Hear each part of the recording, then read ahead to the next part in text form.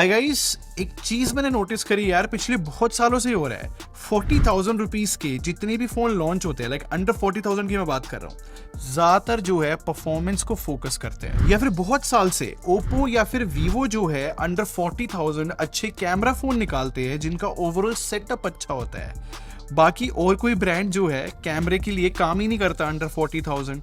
But मैंने expect नहीं किया था कि ये जो फोन है टेक्नो कैमोन 30 प्रीमियर, ये फोन अंडर 40,000 रुपीज आएगा और इतना अच्छे कैमरे के साथ। वो भी इनफैक्ट ये ओवरऑल फोन भी जो है ना वर्थ चेकिंग तो देखो है। बाकी बॉक्स कंटेंट की तारीफ बनती है क्योंकि यहाँ पर केस भी मिलता है बहुत अच्छी क्वालिटी का, ऊपर से टेम्पर्ड ग्लास भी दिया है। और फोन के लुक्स दिखाऊं तो नो डाउट ये यूनिक बोले जाएंगे। बाकी 70 वॉट का चार्जर भी है और type A to type C cable है। देखो मैंने इस फोन को टेस्ट कर लिया है। आज की वीडियो में मैं ये एड्रेस करूंगा कि एग्जैक्टली में इसका कैमरा अच्छा क्यों है। दूसरी चीज परफॉर्मेंस और सॉफ्टवेयर एक्सपीरियंस कैसा है, क्योंकि ये चीजें एक्चुअली में मैटर करती है रियल लाइफ में। इन शॉर्ट एक यूजर के पर्सपेक्टिव से बताऊंगा कि ये फोन एग्जैक्टली में कैसा है।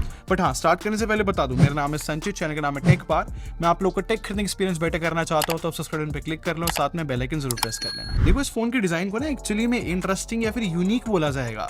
जैसे इस फोन के लुक्स है, नो डाउट अच्छा लग रहा है फोन। और इस फोन के बैक पैनल के बारे में बात करूं तो जो वीगन लेदर है ना, ये स्वेट फिनिश के साथ आता है, नो डाउट अच्छा लग रहा है। बट क्योंकि कैमरा मॉड्यूल के पास से अगर मैं ढंग से दिखाऊं तो थोड़ा रेज है, अपर साइड एक डिफरेंट एलिमेंट आ रहा है। ऊपर से सर्कुलर कैमरा मॉड्यूल है और बैक पैनल में ये जो अपर राइट साइड में एक डिफरेंट एलिमेंट क्रिएट करने के लिए ये जो अलग सा पैटर्न दिया है, ये भी फोन को इंटरेस्टिंग लुक दे रहा है। और अगर आपने पुराने कैमरास देखे हो तो उनकी भी साइड प्रोफाइल ऐसी होती है, मतलब रेज्ड होता है, तो आई थिंक उससे रिजेंबल हुआ है। और जस्ट मैं आपको बता दूं, जब मैंने पहली बार इस फोन को होल्ड किया था, इस फोन में एक हेवीनेस है जो इसको प्रीमियम फील तो दे रही है। और मटेरियल में एक और चीज ऐड होगी, जो फ्रेम है ये एल्यूमिनियम की देखने को मिलते हैं। वैसे फोन की थिकनेस थोड़ी सी ज्यादा है, बट सिंपल सी बात है, जो वीगन लेदर यूज करा है ये बहुत अच्छी ग्रिप दे रहा है फोन को, और ये सच में मैटर कर रहा है। बाकी इंपॉर्टेंट चीजों की बात करूं तो टॉप और बॉटम दोनों में यहाँ पर स्टीरियो स्पीकर्स मिल जाते हैं सेपरेट। और जब मैंने कंटेंट सुना इन स्पीकर्स में, एक्चुअली में लाउड है, क्लियर है, जो चीज बहुत अच्छी है इसकी। और एक सरप्राइजिंग एलिमेंट बताऊं इस फोन में,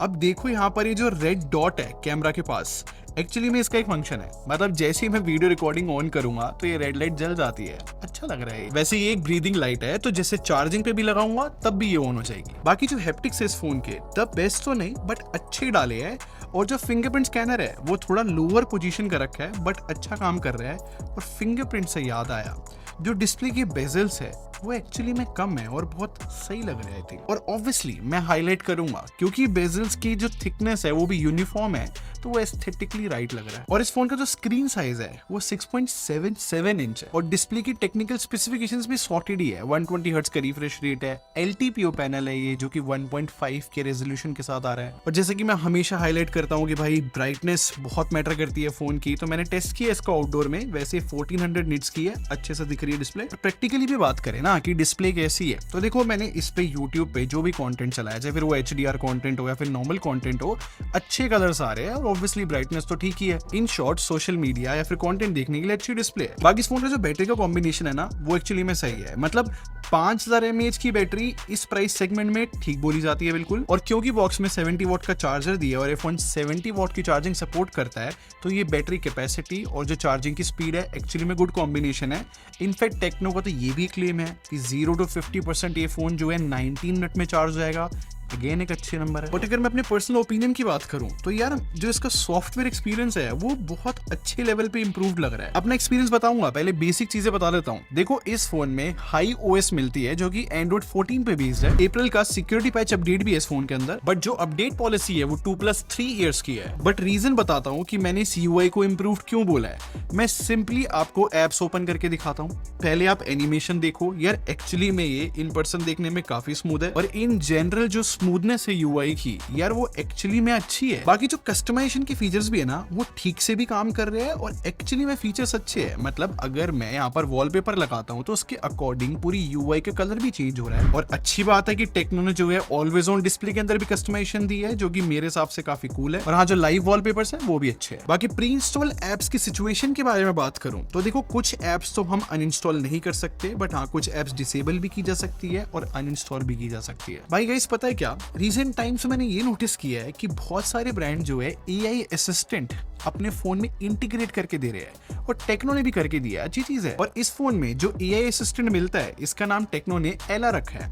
अभी जो एला है, ऐसा कहना है टेक्नो का कि ये लाइफ एडवाइस भी दे सकती है, जो कि मैंने ट्राई किया पूछने का, एक जेनरिक एडवाइस रहती है, बट ये जो असिस्टेंट है एक्चुअली में यूजफुल हो सकता है क्रिएटिव टास्क के अंदर। मतलब मैंने इसे पोएम लिखने के लिए बोला, इसने एक्चुअली में अच्छी पोएम लिखी, या फिर कुछ मैंने टाइप किया हुआ था उसको और इनहेंस करने के लिए बोला बेटर राइटिंग स्टाइल में, वो इसने किया। बट पता है क्या, ये जो असिस्टेंट है चैट जीपीटी 3.5 पे बेस्ड है, तो मतलब 2021 से पहले वाला डेटा है इसके पास। तो जो आप अगर करंट न्यूज पूछोगे तो ऑब्वियसली वो डेटा नहीं होगा, बट ऑनेस्टली अगर मैं इसको नॉर्मली जज करूं तो भाई ये असिस्टेंट मुझे बहुत यूजफुल लगा। और इस सारी चीजों को टेस्ट करने के बाद यार सॉफ्टवेयर डिपार्टमेंट एक्चुअली में इंप्रूव्ड है, मेरे को सही लगा। अब कुछ परफॉर्मेंस के बारे में बताता हूँ इस फोन की। देखो इस फोन में MediaTek Dimensity 8200 प्रोसेसर है, और इस फोन का एक ही वेरिएंट आता है यार 12 GB रैम और 512 GB स्टोरेज के साथ। बट जो स्टोरेज टाइप है ना वो UFS 3.1 ही है। और अगर मैं Antutu और Geekbench के स्कोर्स दिखाऊं ना तो ये ओकेश है। आई थिंक ये कैमरा फोन है इसलिए। बट अगर मैं रियल लाइफ टेस्टिंग की बात करूं वहां पर तो भाई सही एक्सपीरियंस रहा। मतलब मैं गेमिंग के पर्सपेक्टिव से बताता हूं, मैंने इसमें COD खेला, 90 FPS की सेटिंग मिलती है, और मैंने 3 डेथ मैच खेले, और तीनों मैच के अंदर इसने ठीक से परफॉर्म किया, सच कोई फ्रेम ड्रॉप से नहीं था। बट जब मैंने BGMI खेला तो उसमें इतना ऑप्टिमाइज मुझे फील नहीं हुआ। देखो प्रोसेसर को अगर मैं जज करूं CPU थ्रॉटलिंग भी देख के या बाकी चीजों को भी टेस्ट जब मैंने रियल लाइफ में किया, एक्चुअली में डिसेंट परफॉर्मेंस है यार। जितने भी जनरल टास्क होते हैं, फिर मल्टीटास्किंग भी बात करूं, फोन तो हैंडल कर रहा है। और अब फाइनली इस फोन के कैमरे के बारे में बात करते हैं, जो कि सबसे ज्यादा सरप्राइजिंग पार्ट रहा, इंक्लूडिंग कैमरा हार्डवेयर, क्योंकि सारे कैमरास, फ्रंट कैमरे को भी इंक्लूड करके बता रहा हूँ, 50 मेगापिक्सल के इस फोन के अंदर। और जो प्राइमरी कैमरा है ना वो IMX 890 है, और क्योंकि अल्ट्रा वाइड लेंस और टेलीफोटो लेंस दोनों 50 मेगापिक्सल के है, तो यार लोगों को ये चीज एक्चुअली में वैल्यूएबल लगती है। और ये 50 मेगापिक्सल सिर्फ बोलने की बात नहीं है, मैंने जब इससे फोटोज खींची मेरे को लगा यार टेक्निकली देखा जाए तो शार्पनेस बहुत कमाल की है, डिटेल भी बहुत कमाल की है, इनफैक्ट कलर्स भी बहुत कमाल के है।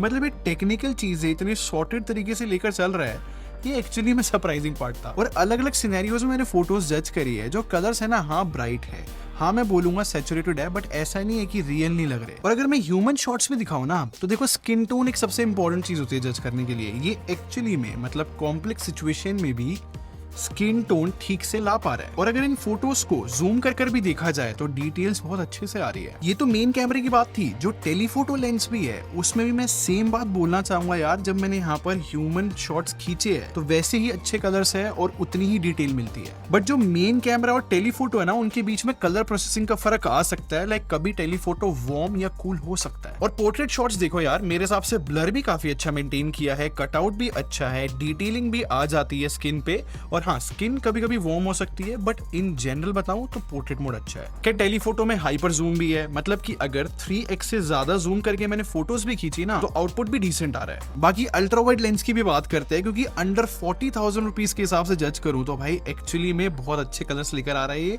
और फोटोज भी अल्ट्रा वाइड की अच्छी है। और जो फील्ड ऑफ व्यू है वो 114 डिग्रीज है, और ये एग्जैक्टली सेम बात है फ्रंट कैमरे के लिए भी एप्लीकेबल है, क्योंकि HDR, skin tone, overall detail front कैमरे की भी बहुत सही आ रही है। तो लाइक सेल्फी मुझे एक्चुअली में अच्छी लगी। इनफैक्ट फ्रंट कैमरे में ऑटो फोकस है, तो ये भी अच्छी बात है। और जैसे कि मैं हमेशा कहता हूँ, नाइट मोड से पता लगता है कि कैमरा कितना केपेबल है। और यहाँ पर सरप्राइजिंग पार्ट ये था कि यार ये हाईलाइट लो लाइट में बहुत सही तरीके से कंट्रोल कर रहा है। वैसे तो इस फोन में पोलर एस इमेजिंग प्रोसेसर मिलता है, जो कि नाइट मोड में काफी हेल्प करता है। तो भाई ये थी टेक्निकल बात है। अब मैं आता हूँ AI के ऊपर, जो कि मेरे को बहुत ज्यादा फन पार्ट लगा है। अब ये देखो, इस फोन में एक मोड है AIGC पोर्ट्रेट। अब इस मोड से जब फोटोज खींचते हैं ना तो ये टोटल 4 फोटोज खींचता है, और फिर AI की मदद से क्या कमाल का फन आउटपुट लेकर आता है यार। जैसे कि ये प्रैंक देखो जो मैंने अपने 2 टीम मेंबर पे किया, उनको ब्राइड और ग्रूम बना दिया। ऑनेस्टली मेरी पूरी टीम ने बहुत एंजॉय किया भाई इस वाले मोड से फोटोज खींच के। बाकी अच्छी बात ये है कि ऐसा नहीं है कि पता ना लगे कि AI की मदद से ये फोटो कैप्चर हुई है, मतलब कि बहुत ज्यादा रियलिस्टिक आउटपुट नहीं है, वरना तो चीजें फेक हो जाती है। बाकी वीडियो की बात करूं तो 4K 60 FPS सारे लेंसेज से शूट कर सकते हैं। और अगर मैं 4K 60 FPS का आउटपुट आपको दिखाऊं तो कलर्स अच्छे हैं,